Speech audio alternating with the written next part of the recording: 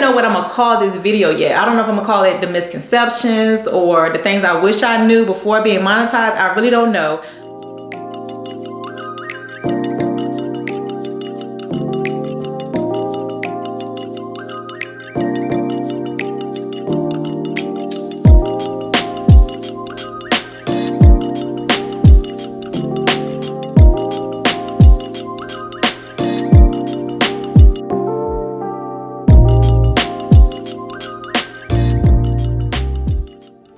Hey you guys, welcome back to my channel. It's your girl Antionette, and on today's video I just want to talk to y'all for a bit.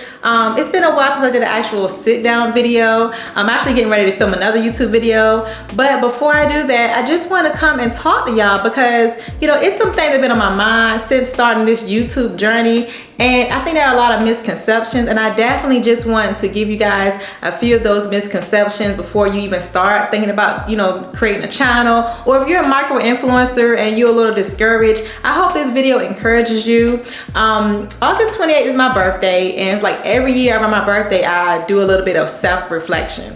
So I'm thinking about my journey so far and the things that I've experienced, and I just wanted to share those things with you because, like I said, this may help you if you're looking to start a channel and you just need a little bit of encouragement. You want some more information because I'm going to give you the real. I'm going to give you my experience and what's been going on, okay? I don't even know what I'm going to call this video yet. I don't know if I'm going to call it the misconceptions or the things I wish I knew before being monetized. I really don't know. But I'm going to start with the first thing. I think one of the biggest misconceptions, you guys, is the money. Okay, so when I got monetized, I thought once I got monetized on YouTube, y'all, I was like, okay, I'm about to quit my job, I'm about to buy me a house, I'm about to be balling.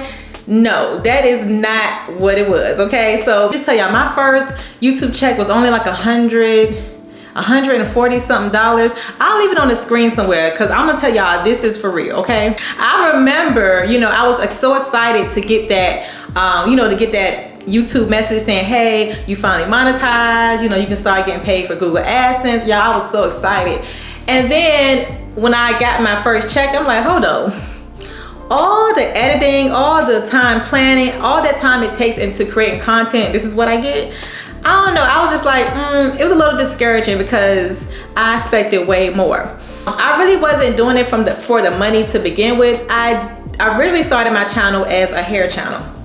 I would do hair tutorials. I would even do a little bit of fashion. If you look at my old videos, you will see some of those videos are still getting views to this day. Y'all, we know like the hair industry is booming. I think the hair industry will always boom. I think hair industry will always be a good niche on YouTube. I mean, it is what it is.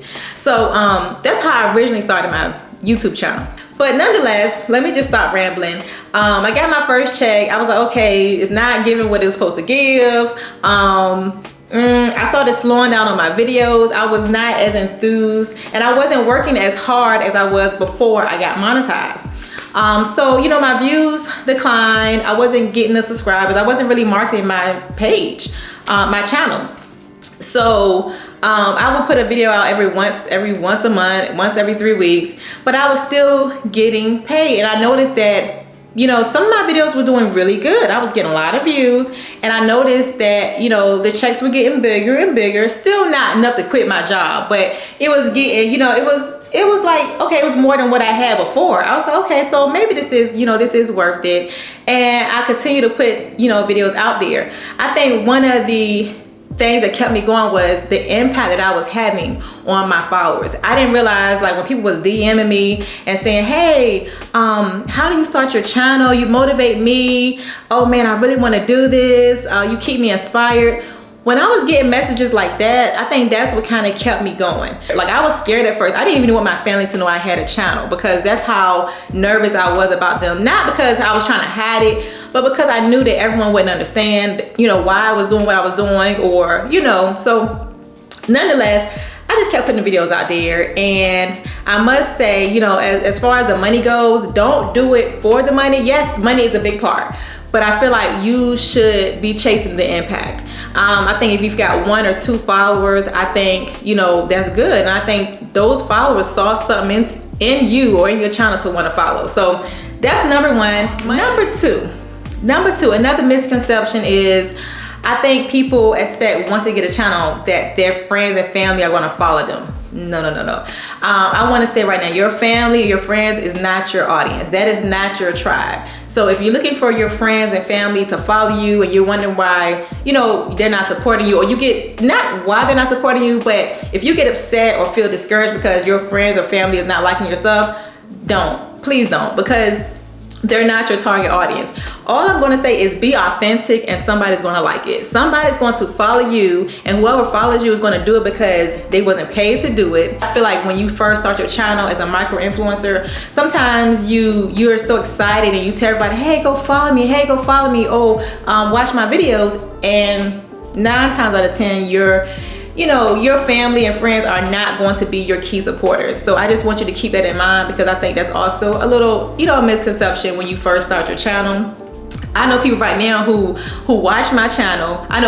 Family who watches my channel, does not subscribe, does not comment, does not like, but they're watching, okay? And at the end of the day, it does not faze me. I'm not disappointed about it, because I know that, they're looking. I know that my true followers and my true subscribers appreciate my content, and that's who I am here to support and impact. I'm not trying to impact my family or friends. I'm trying to impact my tribe and my followers who genuinely want to follow me for my content. Okay, so number 3, I know people always say you don't need a camera to start, you don't need this, you don't need that.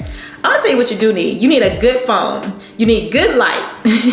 We want to be able to hear you, okay? So even though they say you don't need this, you don't need that, start with what you have. Make sure what you have is good quality. And if you don't, have the means to buy lighting, use natural light. Right now I'm using natural light from my window, and I feel like this works just as fine.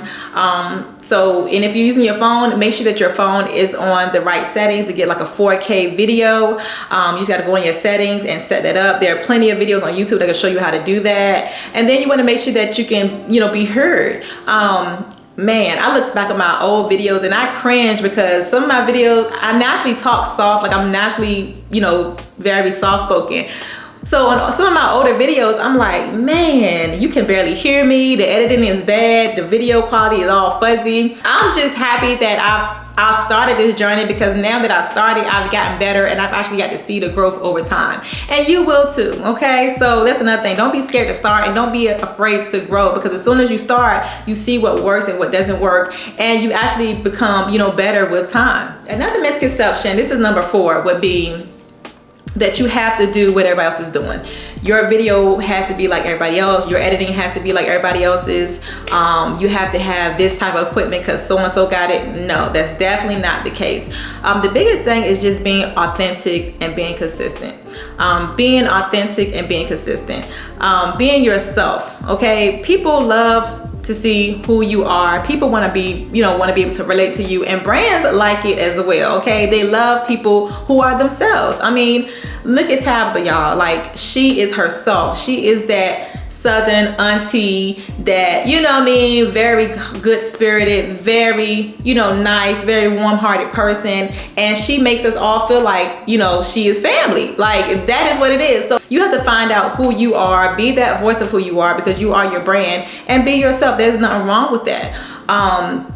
Now, as far as editing, when it comes to Reels and TikToks, I love using CapCut. It's beginner friendly. I talk about this all the time. I started off using iMovie. There's nothing wrong with iMovie. It's very beginner friendly for me, and it did a job. I just got Final Cut Pro, you guys, and I've had iMovie for the last 3 years. So I got monetized using iMovie. So there's nothing wrong with using iMovie, which leads me to number 5, you guys.